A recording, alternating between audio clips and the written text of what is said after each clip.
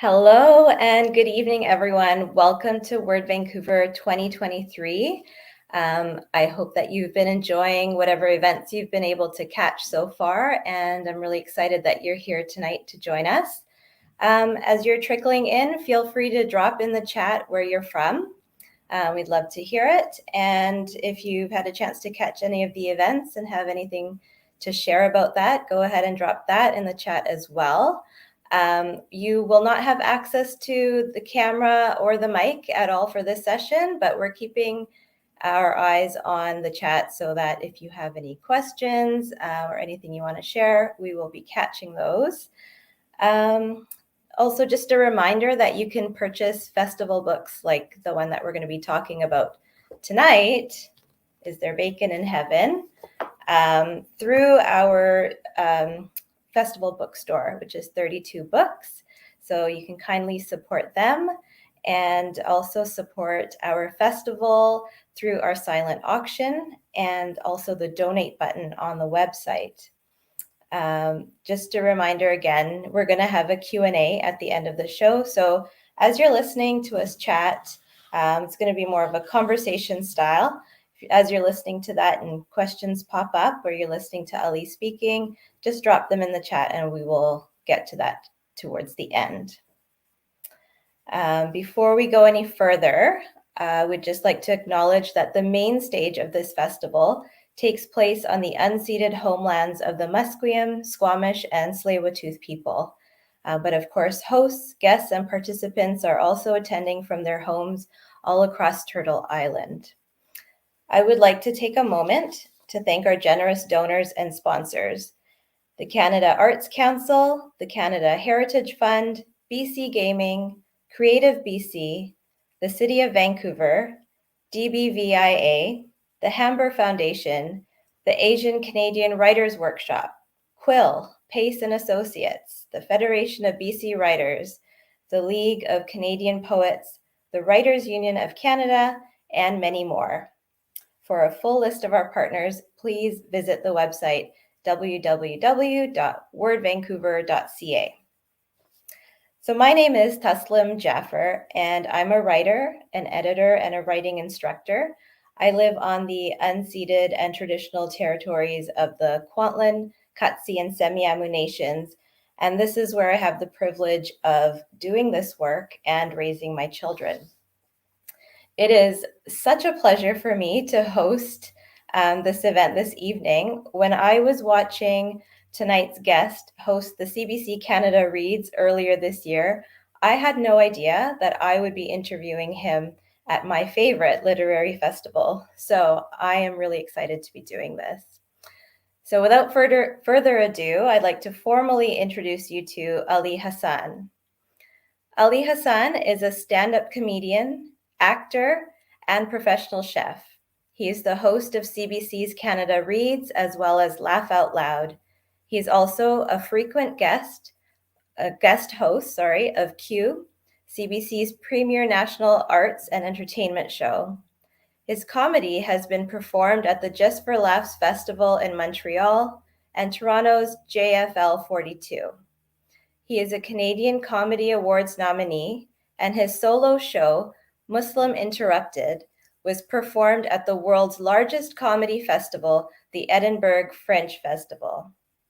He has appeared in 3 award-winning films, Breakaway, French Immersion, and as the memorable Lebanese Uncle Stevie in the hockey hit Goon, in addition to other film and TV roles, most recently CBC's Run the Burbs. He lives in Toronto, Ontario with his family, and you can follow him on Twitter at StandUpAli and find him at standupali.com. Welcome. Sorry, Taslim, just one second. I have to finish composing this email, if you don't mind.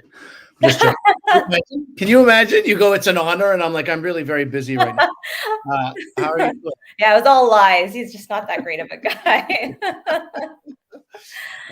We need to update that intro is what we need to do, but that's wonderful. Thank you very much. Yeah, well, we should include in there that you are the author of this book, Is There Bacon in Heaven?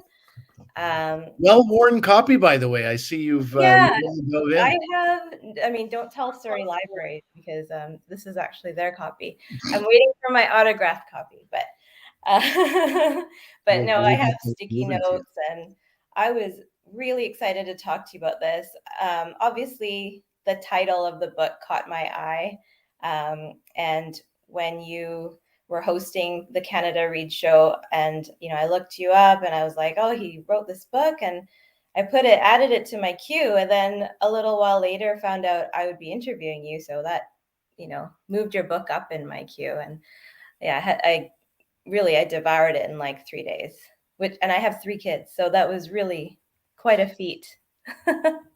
You had to face palm a few of them and get there. I've gotten good at ignoring them over the years. That's half of parenting right there. Yeah. And, I recommended your memoir, not just to people I know who would relate to stories of being, a child of immigrants or being brown in a post 9/11 world, that kind of thing, but also just to my writer friends who they're, grappling with their memoir and asking themselves questions like, how do I make my personal story interesting for anybody, right? How do I take my personal story and make it relevant to the outer world, and how do I tie all those things in? Because I really think that you did a great job, doing that. Reading your book, we learn a lot about world events, and through your lens, of course, but we can all relate to those stories just by thinking of where we were when some of those events took place. I think that you really set up your journey from the start in your book. I know. Yeah. I think you can comfort some of your friends in a way by telling them that there were times where I was like, I'm not really interested in writing this any longer. Mm-hmm.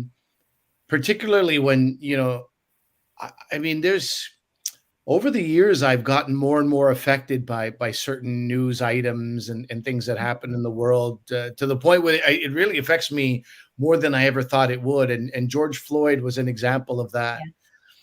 And I just took some time off, and I was like, I told my editor, I was like, I don't know. I don't feel like writing. Who cares about the story of, a middle-class Pakistani guy in Quebec when Black men are being murdered for nothing in this? And I was really like, I don't know. I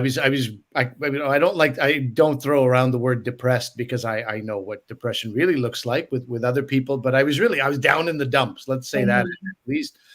And my editor, God bless him, Justin Stoller, was like, listen, I just want to tell you that your book is important because we need the antidote to all the awfulness that does happen in the world. We need those breaks from this. And that's something that you can provide in a unique way with your own voice. And I didn't get back to writing right away, but that did sit with me for a few weeks. And I really took those words to heart, and then that's what got me back into it. So I think everybody goes through that at some level, except the most sociopathic who are like, no, I'm amazing, and people will be lucky to read me. Most people will go through some level of, feelings of fraudulence or imposter syndrome, or like, why me? Why this book? And it's about pushing through and finding a way to really connect your story. And sometimes people tell these very, very niche stories, and it's so like specific to the, a little thing, but in the specificity, you find the generalities and the general, and you somehow still wind up connecting with so much. So yeah, yourself, your friends, keep at it. Everybody goes through those same feelings, I imagine. Yeah, absolutely. No, that's great advice. Thank you. Would you like to do a little bit of a reading for us to kind of get started? I'm going to read early in the book just how I sort of set up the book. It is about identity. It's about belonging. It's also this interesting thing, people say, who is your book for? And it sounds like I'm being such a kiss ass by saying it's for everybody, but it is, let's not say for everybody, but it's It's about parenting, about being a parent, about being the child of parents, and understanding at some level what those parents might have gone through in a way that you couldn't understand as a young person. It's about belonging in people, whether it's, you could just feel that on a hockey team or a baseball team. You could feel that in a larger community. You could feel that in society. And um, yeah, really, like, it does not have to be somebody who's got an ethnic background. Certainly, people have connected with me and said, wow, this was like my story as well. But it is about belonging, and it is about understanding your place in the world, and vis-a-vis your own children, which, Tessa, we'll talk about that. I know that you go Yeah. through that with your own kids as well. But anyway, I'll set this up. This is just the fourth page of the book, and I'll read about 5 minutes worth of the book. Whereas religion continued to be a source of great confusion, work became clearer over the years. I added stand-up comedy. I added another passion to my list of careers, 2 passions. Imagine the nerve of this guy. And eventually I was a chef, a stand-up comedian, and a radio broadcaster. And then a few years ago, my religion, my chef background, my stand-up comedy chops, and my notoriety from broadcasting all collided. More accurately, I actually experienced one of the most un-Islamic things that I could have ever imagined. I got an email from Toronto Rib Fest asking if I would consider being one of their celebrity judges. So just to be clear, the largest, most pork-friendly event in all of Canada asked a guy named Ali Hassan if he would judge some of the aforementioned pork at said event. Further clarification for those who need it, eating pork is regarded as one of the greatest sins for Muslims. So clearly, Ribfest did no research on Ali Hassan, on Islam, or on religion in general. Long story short, I accepted their invitation. To paraphrase the Dos Equis most interesting man in the world, I don't eat ribs often, but when I do, it's at Ribfest. And my first Ribfest was on a glorious day, too. The sun was a-shining, the ribs were a-grilling, and I was clearly excited. So excited, in fact, that the organizer of the festival felt compelled to come over and say to me, Ali, this is your first time here, so I just want to warn you that there will be 16 competitors this year. In other words, there'll be a lot of ribs coming to you in a short period of time. We recommend that you just take a small piece, taste it, mark your score, and then quickly move on. And I've never been a fan of authority. And this woman had just given the wrong suggestion to the wrong man. This is the greatest day of my life, lady. I will show you. And in a sense, I did. I ate every morsel of every rib that came my way. But I was also reminded that maybe I should be more open to suggestions. By the 11th pair of ribs, as I was starting to slump over in pain, I thought to myself, this is why these are banned in my religion. Now, I don't really mind having the rep of being a Muslim rib fest judge. I came to terms with that fact years ago, as I came to terms with the fact that I'm a cultural Muslim. The problem is now that I have kids. That came out wrong. I have 4 wonderful kids, and I was a single, unmarried idiot, and I went from 0 kids to 4 kids in 4 years. Not a journey that I would necessarily recommend to anyone else, mind you. But I met my daughters over a decade ago. They came into my life as part of the beautiful package with my wife. And then we had 2 boys, and then I got a vasectomy. But I digress. It's a lot of kids and a lot of questions and a lot of confusion, and most of which is my own. How can a guy who judged at Ribfest 3 years in a row, thank you very much, credibly talk to his kids about being a Muslim, never mind a good Muslim? Furthermore, my own knowledge is pretty rusty. I'm woefully unprepared to answer a lot of what they ask. My girls never asked me questions about Islam. I don't believe it has anything to do with their lack of inquisitiveness. I just think they were astute enough to take one look at me and realize this guy doesn't have any of the answers. But my boys lack this astuteness, and they test my knowledge regularly. Granted, it must be confusing for the kids to watch Papa in action. Maybe I look inconsistent at best, hypocritical at worst. But truthfully, I've never been more comfortable with who I am. But it took years of self-discovery, self-doubt, judgment, embarrassment. and even experiences with discrimination and racism for me to become the cultural Muslim that I am. You can't choose where and to whom you're born. You can't choose how those people raise you, and you don't choose who you meet along the way. The unlikely influences that will help shape and steer you. But eventually, with some planning and dumb luck, you find your way. And if you're really lucky, you fall in love with the path that you've carved for yourself. The challenge is you can't just hand all of that over to a kid. And so I share my story. I hope it helps. Thank you so much. Sure. That was really fun listening to you perform that. Like, honestly, I don't know why I'm surprised that you read that so well. But yeah, it was really fun to hear your voice, with these words, those words Just that to spoil things also, Mhm. I said I share my story. I hope it helps. It hasn't helped my children in any way yet, but we're playing the long game here. So maybe the boys haven't read it. My eldest daughter read it and said some of that was inappropriate, and I probably shouldn't have read it. And then my younger daughter read it and said it was okay. Yeah. But given like who she is as a person, that daughter of mine saying it was okay is almost like a standing ovation. So Mhm. she doesn't give much out at all. That's awesome. Well, I actually talked to my daughter about your book. She's 16, and I guess she has been on this kind of a journey for the last few years of actually, it started in her social studies class in school, like not anywhere, not in the prayer hall or whatever, but in school where they had to study a little bit about different religions. And so, of course, they covered Islam, a very generic, Muslims pray 5 times a day, like that kind of thing, which we actually don't do. We're part of a small sect called Ismailis, and we do things, every sect does things differently. But it really made her think about, like, why do we do anything at all? Like, why, and so she's been kind of struggling with that a little. I don't know if struggling is the right word, but she's been going through that. And then I was telling her the other day that I read your book and I said, you, Ali, define yourself as a cultural Muslim.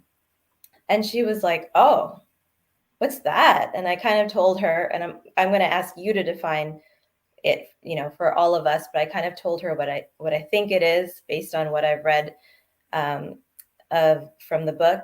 And she was like, I think that's me. And it was just like this moment of like, like the the light shining down from heaven, Sure. or not, whatever she wants to believe. But like it was very cool to be able to talk to my daughter about this, because I do, as a mom who was raised in a Muslim family, but I'm raising kids who are a little bit more removed from the cultural community and the religious community. So it was interesting for her to connect with anything with the word Muslim in it, first of all. But yeah, maybe you could actually define for us, what do you mean when you say cultural Muslim? You could define it to be whatever you want, really. It wasn't a term in common parlance, but it's credit to my Jewish friends who would say that they're cultural Jews, cultural Jews. And I just was like, And then sometimes you realize I've been listening to this word. I've heard this term come up, but I've never fully appreciated what it was. And, over the years, I was very insecure about what a poor Muslim I was, as far as a quality of Muslim. You follow this, prayer and not eating pork and not drinking. And there's certain basics there, and I wasn't following them. And I always felt some level of insecurity and inadequacy about that. So it was very common when people would be like, are you Muslim? I would answer, with some jokey answer. I'd be like, wow, I'm more of like a freelance Muslim. If they call, I'll show up, but otherwise I prefer to work from home, just making jokes all the time. Like, are you Muslim? I'm like, who's asking, are they looking for one? And, I was always like, just trying to find a joke. But beneath the joking is this idea that I couldn't shake, that how come I can't even answer a basic question about myself? It's a very simple question, and I always have to have some jokey answer. And you do that for decades, and after a while, it starts to weigh on you. Like, what does that say about my understanding of my own identity? And atheist didn't feel right. I still felt like I had some connection to God. Agnostic wasn't correct. People will say secular Muslim, but I feel like there's these terms that really distance you from Islam. And personally, while I didn't practice the religion in the most, religious way, I was on stage as a stand-up comedian, and I made it a mission to, wherever possible. Now, sometimes you're only doing a 5-minute set. It doesn't make sense. But, even when I was first starting, I was talking about my experiences in secondary screening at the airports. And I was describing in the most humorous way I could what secondary screening is. I would point at white people. I'm like, you haven't been there. You haven't been there. Yeah. To a Latino person, I'm like, you may have been there. Maybe. Yeah. Friend, you could have been. Then I would describe it and it would get some laughs. And I felt great. Like, it's something that I have this sort of semi-unique experience with. I'm not the only one who's been in secondary screen, but as far as comedians go and talking about it on stage. Secondly, I felt that in some strange way I was doing a positive PR for Muslims, where at the very least people could see a Muslim on stage. This is the mid-2000s, 2006, 2000, and say, you know what? I met a Muslim guy, and while the news paints Muslims a certain way, and the prevailing narrative is Muslims are like this, the Muslim world is at it again, the Muslim community acting like we're a monolith, which couldn't be further from the truth. I get to do a little positive PR for Muslims, right? So Islam was connected in my comedy. I was also a caterer. When I started doing comedy, I was still very much catering, and I made it another mission. And this wasn't like a religious thing at all. This was just something like, it occurred to me that Muslim countries are being just sort of bombed and devastated in so many ways, at various levels of, oppression. And I would go out of my way to make things like an Afghani naan pizza. So Afghani naan, if you know it, it's like, 4 or 5 feet long naan. And I would brush the bottom of it with olive oil, and I would bake it with some Bulgarian feta, which is a very creamy feta, and caramelized onions, and just cut it into squares. And each square would have like a tarragon leaf or a basil leaf on it. And it was very small. And people would say, "What is this?" And I'd say, "These are Afghani pizza squares." People would be like, "I don't know what that is." And the truth was, I didn't even know what that was. I just made it up like a month ago. But I just love the idea of putting the word Afghani with something that was positive, this delicious little square. And I did that a lot, making Indonesian dishes and Syrian dishes and stuff like that, the Turkish, eggplant dish and all this.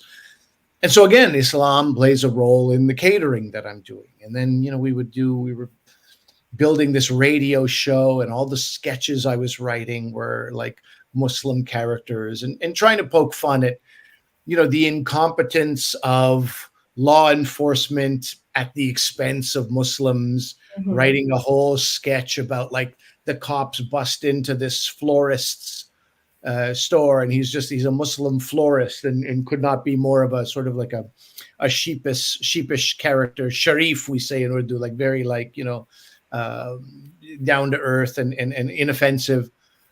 And, the cops have all this information about like, we heard you were ordering fertilizer on this date. And he's like, yeah, I'm a florist. I need fertilizer. Well, we heard you got this. What is this? And I look at it and it says plutonium. And I'm like, that's not plutonium. That says geraniums or whatever it was. Like we were just trying to make like the efforts of law enforcement in general look so silly compared to how we knew, millions of Muslims are, which are wonderful, good-hearted people. And so again, I was never anti-Muslim. I was never interested in doing anything that sort of demeaned the broader community, but I just wasn't a practicing Muslim. So when these friends of mine started telling me about cultural Judaism, I'm like, what is that? And they were like, well, one guy says to me, I'm a cultural Jew, which means, like I don't really believe in God, but I'll probably send my kids to Jewish school. Wow. Okay. That's really like a all encompassing thing here. Another friend said, I'm I don't practice. I don't go to the synagogue, but I never eat pork on the high holidays. Mm. Okay, this is quite an all-encompassing term. Feels like an umbrella term. Cultural Judaism. Everybody is welcome underneath the cultural Judaism umbrella, and it just occurred to me, like, if what could better describe me than a cultural Muslim? It's an incredible thing. It just, and like your daughter, it just, oh, Mhm. the It's heavens parted, and not only that, like, it just, there was this weight that was just off my shoulders. I was like, I mhm. understand who I am. I can confidently answer the question, are you a Muslim? And not only that, I can talk more in depth about what that means. Right. So it was a big deal for me. I will say this to your daughter and whoever else. Yeah. Over the more recent years, I'm like, oh my God, the value of being a practicing Muslim is now, it was lost on me for many years. And now I'm like, oh my God, as so many people are searching for, like, meditation and Mhm. mindfulness and this kind of stuff, I'm like, that's what Muslims have been doing all along. That's what five Right. times a day, it's pure mindfulness and meditation. People are like talking about, mobility issues and hips and knees and all that. And I'm like, my God, if I prayed 5 times a day, my body would have been in right now. Yeah. Weird things that are coming to me, connected to the Yeah, and God connection, but I'm like, these yeah. are things that would have been pretty useful in my life. What are you gonna do? Yeah, like I'm watching on Netflix, The Blue Zone, Oh yeah, Live to 100, and so this guy travels to a few of the hot spots where there's people living past the age of 100, yeah. and one of them, one of the factors that is said to help you live longer is to have faith in something. And yeah, it just made me think about, like, in my parenting, I'm trying not to tell them what to have faith in, like, other than, have faith in yourself, but like, what does that really mean? Like, but just to have a belief that there's something a little bit bigger than you, so you don't have to carry all that weight yourself. And that's kind of resonating more than, like, non-English terms that we, say in our, like, formal prayers kind of thing that they don't really relate to. So yeah, it's interesting. And I'm thinking a lot of your book I actually read thinking as a parent. The parenting theme is very strong in your book, um, from the time you're talking about how you were parented, right? Sometimes I was like, I don't know if I'm Ali or if I'm Ali's mom, like, because of just Yeah. but like something in the middle. And then this term cultural Muslim is also so very, like, inclusive. There's no one that doesn't fit in it, because it's kind of like it's not like, I mean, maybe it's a bit, is it like a menu where you can kind of pick and choose, like what belongs in your identity and what doesn't stick, like, kind of like that? I think so. And I think, if religion has a value, I think that's what it is. And you realize over time, everybody's doing that at some level, even the people who consider themselves to be quite pious. And Mhm. you can have these discussions all day long with people like, oh, are you investing your money? I thought you're Right. not supposed to collect interest on money that's invested. And, or are you doing this? Isn't that like technically gambling? And so everybody has decided which lane they're most comfortable in. And I think, you know, there shouldn't be, if you want to talk about Islam as good and bad, if you're a good Muslim, you shouldn't be judging others. You should be thinking to yourself, the only person who can judge a human being is God. And so God Mhm. will take care of this person. So there shouldn't be any judgment about how somebody decides to practice their own version of their religion, or whatever, connection they have to community and spirituality. And I, as an Ismaili, and I have a number of Ismaili friends who I've grown up with, I've heard the comments about Shias, first of all, from Sunnis, and then Sunnis from Shias, and then Sunnis and Ismailis. Oh, that's not really Islam. And Mhm. there's a group called the Ahmadis in Mhm. Pakistan. You know, Highly a persecuted group. Yeah. persecuted group, yeah, in Pakistan. I mean, it doesn't reflect well on the people doing the persecution. I never think that the Ahmadis messed up again. Those thoughts have never crossed my mind. Mhm. It's this weird thing about why is there not this prevailing notion of like, well, live and let live. These people aren't harming anybody. Nothing bad is coming out of their actions. In fact, the Ahmadis are very, very kind, good-hearted people. So it's, it's even worse when something, to hear about something happening to their community. Mhm. So I get my back up a little bit, quickly when I'm cornered by somebody who, and it hasn't happened in quite some time. Once you discover who you are and you're comfortable enough Mhm. answering questions about yourself, I don't know if people feel threatened by that, so they don't challenge it as much.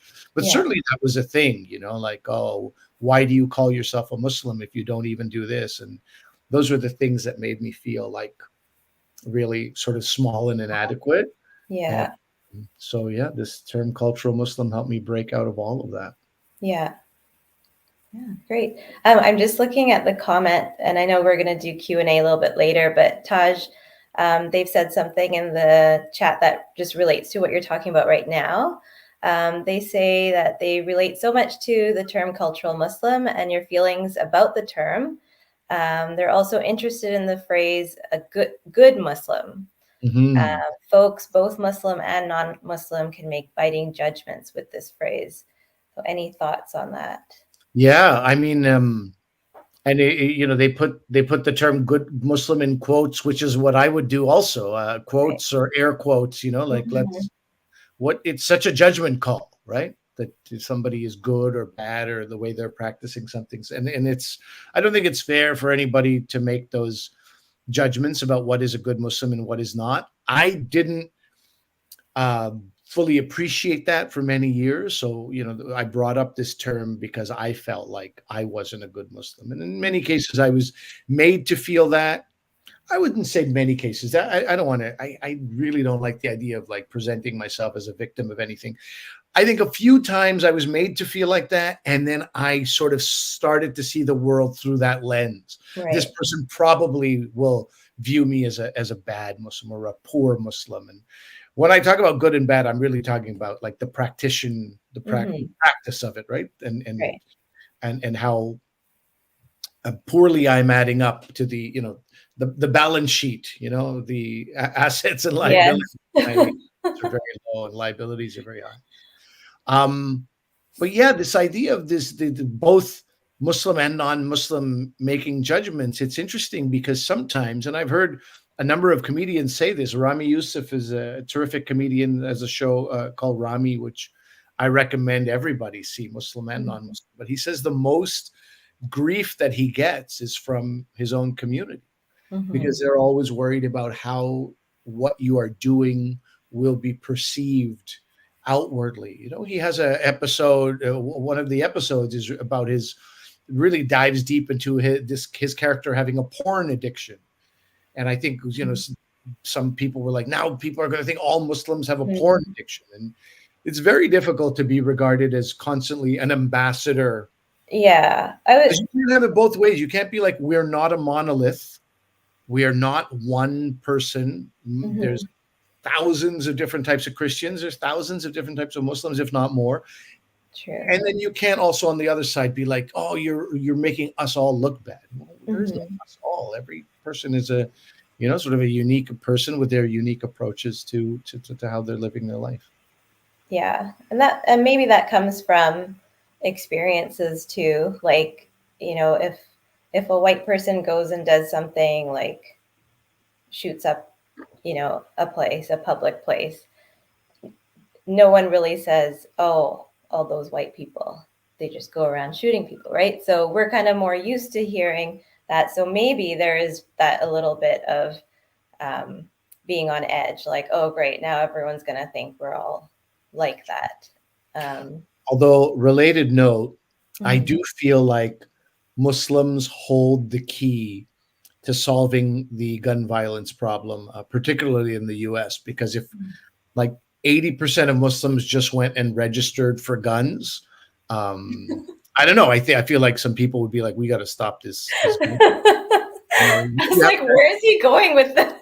I think Black people and Muslim people and Black Muslims all together went and registered for guns. I think, a lot of the gun owners would start to look at gun ownership. Yeah, I mean, maybe you should start some sort of campaign or something. I wouldn't even know where to start. Just a thought in my head, somebody run with it, take it how far you can go. That's awesome. Okay, I want to talk a little bit about your chapter called Home and Native Land. You talk about the sort of obligatory annual or semi-annual trip that many immigrants take back to their motherlands, which in your family's case, your parents' case, was Pakistan, and your dad made this trip every year. You didn't join him every year. I think you said in the book you were 3 at one time when you went to Pakistan, but then you didn't go again till you were 15. That's right. Yeah. I was 2, I was 4. Neither of those are memories that I have. And then I was 15. Yeah. So tell us about that trip when you were 15, and and particularly, how did that trip impact your identity? Yeah, I didn't really enjoy that trip. Yeah. There were some things I enjoyed, but there's things that I wasn't really prepared for. And I'm not saying this is what Pakistanis do, but I am saying this is what some of my cousins do. And I write about this in the book. I had a cousin who liked my sweater, and he was just like, I like your sweater, Ali Bhai Bean's brother, Yeah. And I'm like, oh, thank you so much. No, I really like your sweater, Ali Bhai. I'm like, yeah. No, I heard you. Thank you very much. No, but I really like you. I'm like, what's happening? What's going on? What is my mood? Do I have to give this person my sweater? And I remember my dad being like, I'll buy you another damn sweater. Just give your cousin the sweater, And I'm like, well, this doesn't make any sense. One guy liked my jersey. It was a Montreal Canadiens jersey. I'm like, you guys don't know what the Montreal Canadiens are?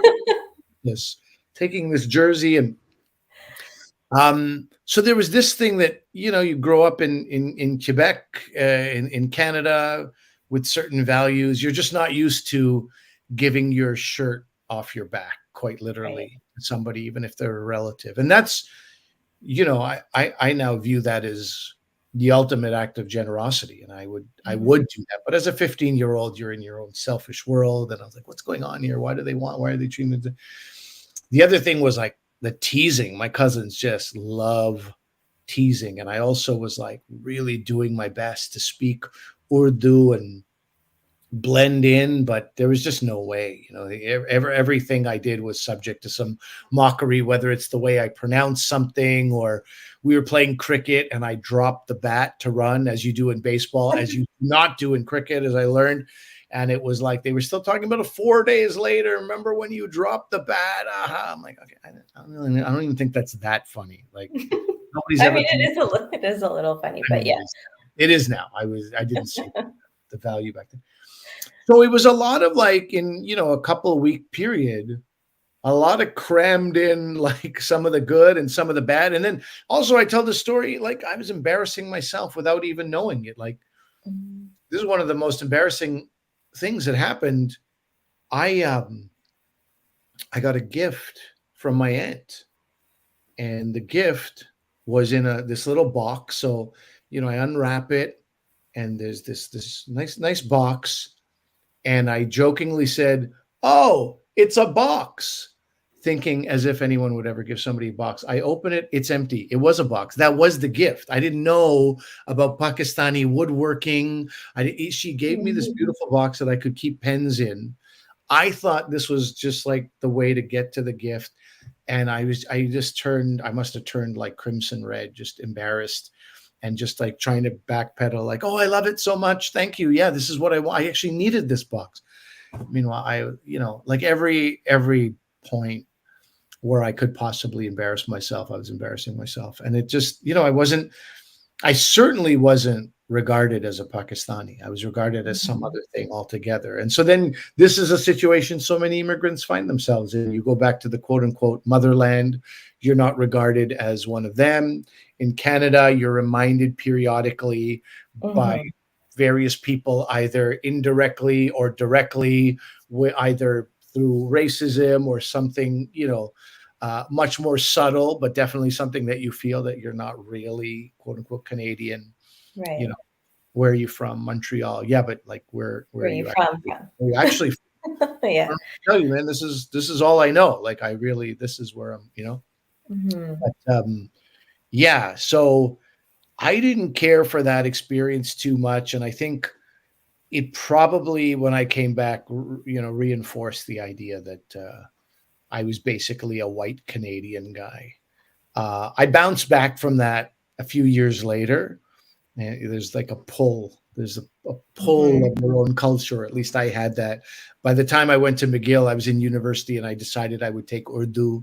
So I'm in the Islamic Studies department, taking first year, then second year, then third year Urdu, hardest class I've ever taken in my life, by the way. Hmm.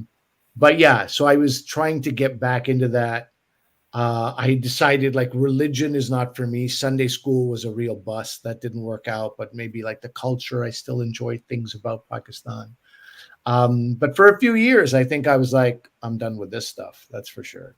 Yeah. This has nothing to offer me. Yeah.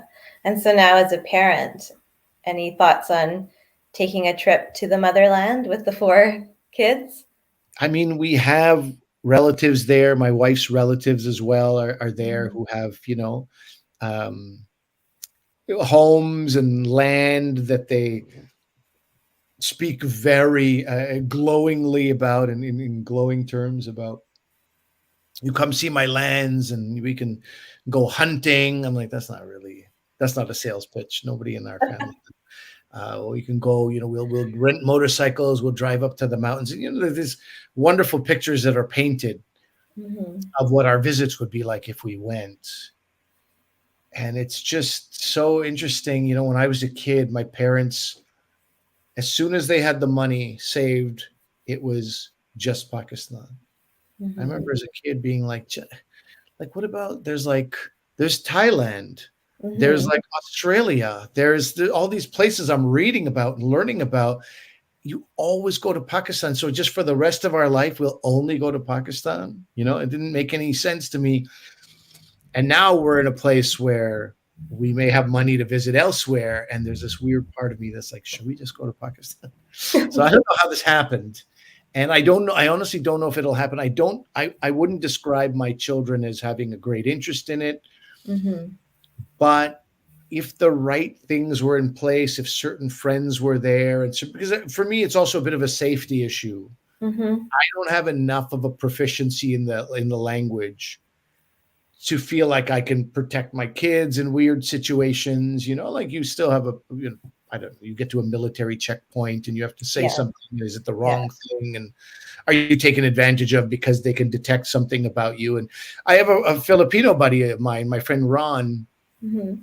He was like, I go to the Philippines and I'm like, he goes, I look like everybody. I'm blending in. I'm like, people are going to are going to think I'm a Filipino. I look like, I've seen 10 other people who look like me. And he goes to the barber and the barber right away says, you're from Canada, America? And the guy goes, oh, I'm Canadian. How did you know that? I didn't even speak yet. Yeah. He goes, it's your walk. It's Ah. very arrogant. Yeah. You're putting out vibes there that Interesting. you don't even know about, and this is like Yeah.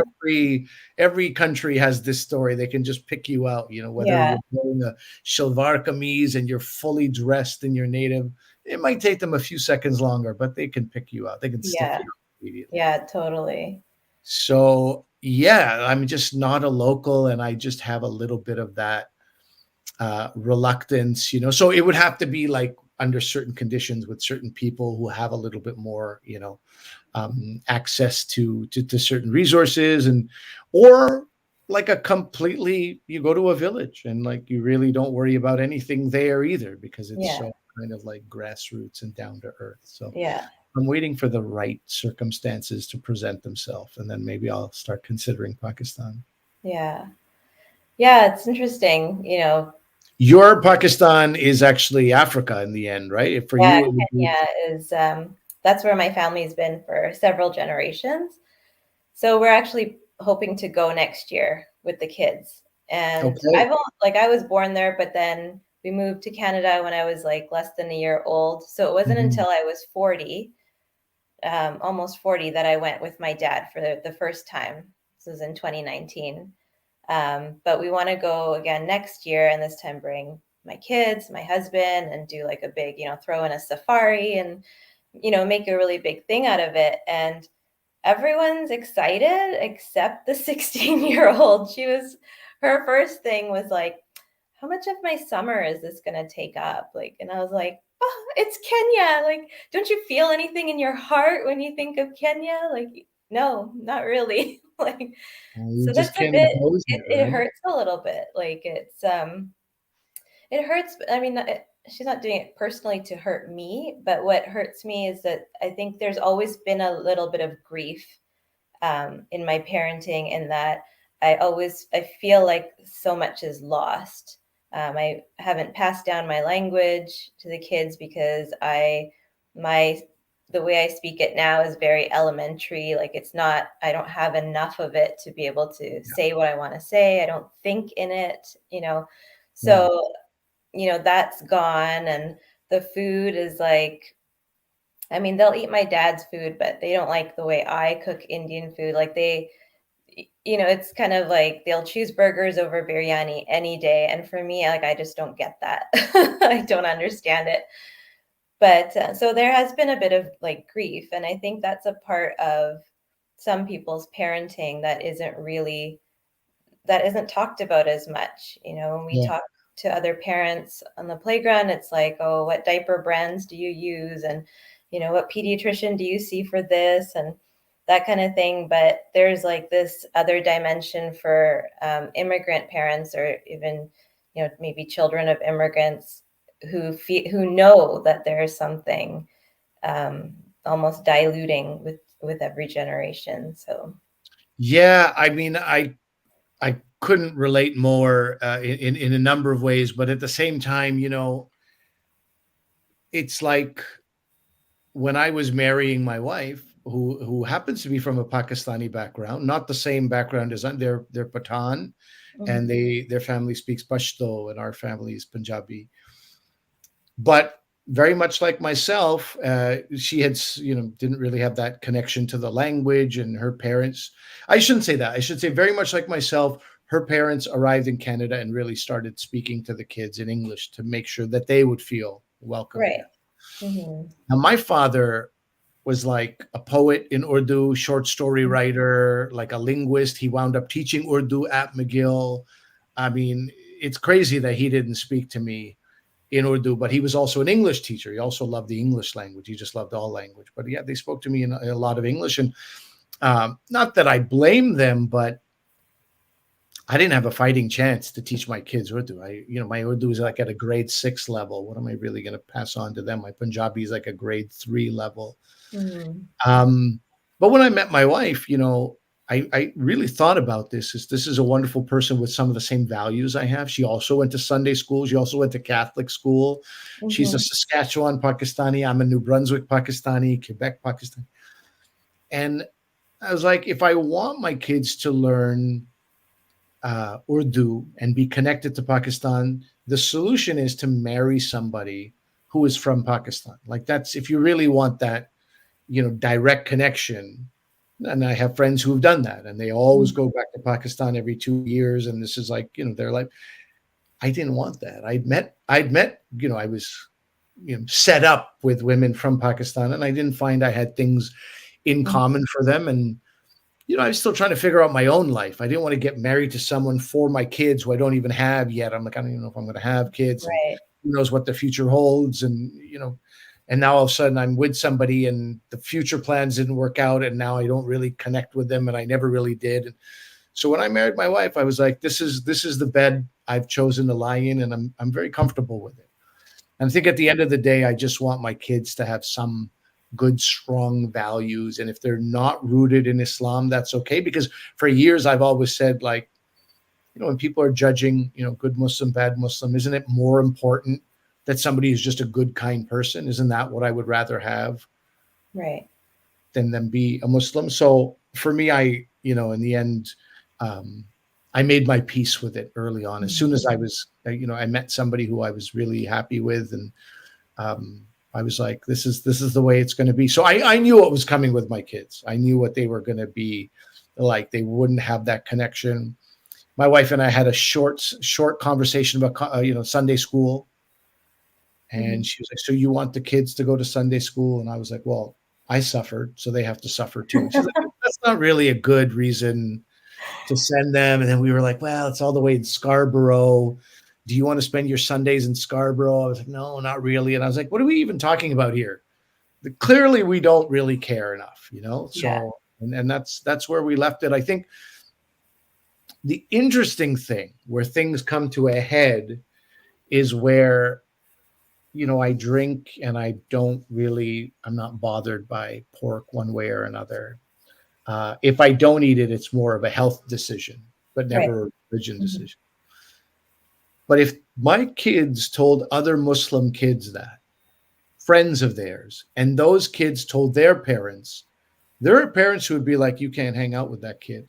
His father is okay with pork and alcohol and God knows what I don't want you hanging out with him." So then that becomes like this, wow, that kind of sucks. But also, what am I going to do?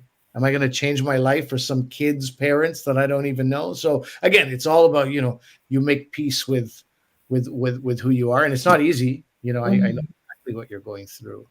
But yeah, you just got to, shove whatever propaganda you can on them wherever you can, whether it's through food or some events or movies. I have friends who their only connection to India and Pakistan was Bollywood movies. You're like, "Oh, that's nothing." And then over the years you go, "No, it's still something, that's still like 3.5 hours." It is. I was going to say, more than anything, it's just like 3 hours of family time right there. Yeah. It's more than what my kids have, right? That they don't. We watched Lagan once, this cricket movie, and yes, we pick it up into 3 parts. Can we stop now? Why are we even watching this? It was like a whole thing, Yeah, that's funny. That's a classic. It's so good. Yeah. I just want to remind everyone in the audience, because I actually forgot we have one, but if anyone has any questions, because we're just coming up to the last 8 minutes or so of our session here, please drop them in the chat and we'll get to them. I do have a question for you, Ali, about the writing part of this book. Obviously, you've been writing stand-up comedy material for a long time. This is different, I'm assuming, from writing, skits and stand-up. So how did you know, first of all, that this material should be a book? And then how different was it writing the book? I had no idea this should be a book. I didn't have an inkling or a clue. I used to fantasize about being an actor, stand-up comic. It was like so unreachable. It's a whole different thing. You can now go on the internet and go, "How do I become an actor?" And you get a lit. But when I was young, it was really the stuff of fantasies, and I left it in that world of fantasy. But being an author, my father was an English teacher, as I mentioned. We had literally over 10,000 books in our basement. My dad was also a hoarder, by the way, but also a collector. He would say a collector of great literature, but also a hoarder.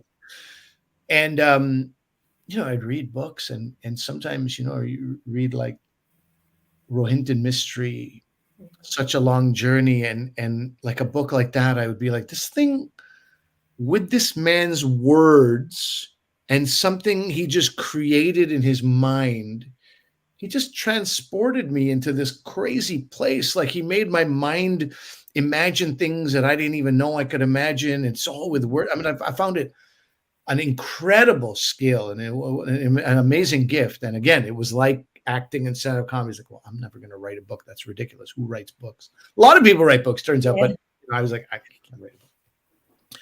So even though I did reach this, connection to acting and comedy, books remain this elusive thing. And then I had a PR agent who left personal PR and moved to book PR, literary PR.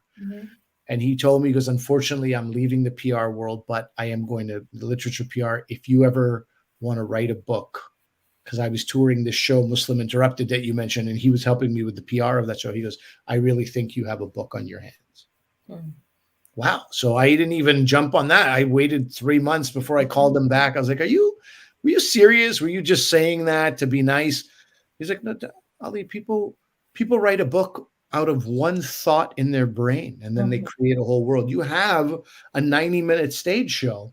mhm, So I submit my 90-minute stage show in writing to him. I'm like, boom, here we go. Do we have a book? And he goes, well, we're about 40,000 words short, but yeah, we have something. I was like, oh my God. I thought there'd be no work involved, just clueless.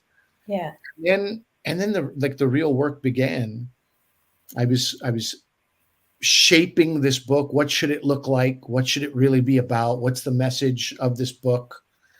And then that when things became difficult, because as mhm, a stand-up comedian, all you need to do is you say, I saw this guy the other day, and that's it. That's it. Everybody's on board. Okay, there was a guy, you saw him, and now what's the story, right? mhm, And nobody needs anything more than that. And so I was sharing stories with my editor. I'm like, what do you think of this story? And he'd be like, that's a great story.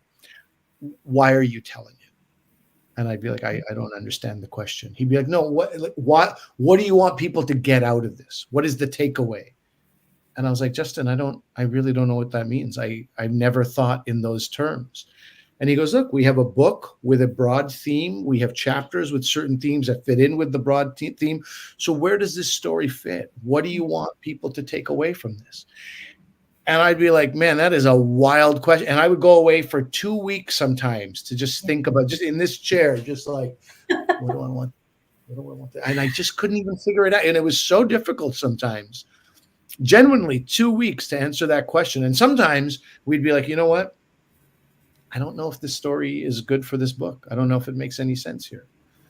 And so some stories got cut, and others were like, oh, this is really about community, and this is about whatever it was. We came up with something that really connected it to the broader message of the book. But it was difficult. It was by no means easy. I thought it was going to be quite a breeze, and I was grossly mistaken. yeah. Well, it's definitely an easy read in terms of it's so engaging. You just kept me going from the beginning to the end. I actually read the epilogue, which really touched my heart, and I don't want to spoil it for anybody, but I really encourage everyone to read this book. Um, and yeah, right through to the end, I was very thankful that I read. Okay, I'll tell you a tip. When you read the epilogue, make sure you're alone. I was very thankful that there was nobody in the room with me when I read it. It was so touching. Um, and it just, yeah, your whole book just came full circle for me. And I saw myself in it in so many places. So I'm really glad that you did put in all that work to take it from a 90-minute show into just a wonderful book. Thank you. I really do like some of your feedback and your compliments included have meant a lot to me. And people just being like, hey man, I was on vacation in Mexico. I had bought the book, brought it with me. I didn't know if I'd open it. And then I just ignored my family for 3 days in Mexico as I read your book. And I'm like, oh my God, you ignored your family. I mean, it's just weird, Yeah. this is not a world I'm used to. I wasn't an author previously. I used to get like, hey, thank you for a great half an hour. This Right. comedy on stage was great. I needed this week. But for somebody to invest that level of time in you and that faith, it's been incredibly rewarding, very, very flattering and very rewarding, soul satisfying. Awesome. Well, I think we've run out of time. We're out of time. All Yeah, right. but I just want to remind everyone that you can grab a copy of Is There Bacon in Heaven from our bookseller, 32 Books, and check out Ali on Twitter and on his website, standupali.com. And I hope you come to Vancouver and do a show. I would love to come. I will let you know. I was there earlier this year, and it was fantastic. It was an incredible audience. I would love to come back, and I think in 2024 that'll happen for sure. I was at the Vancouver Writers Festival as well, and really good. I mean, Vancouver's got people who they love comedy and they love literature and entertain us. Yes. Yeah, exactly. I'll be back. Sounds great. Thank you so much, everyone, for joining us. Have a Thank good you. evening.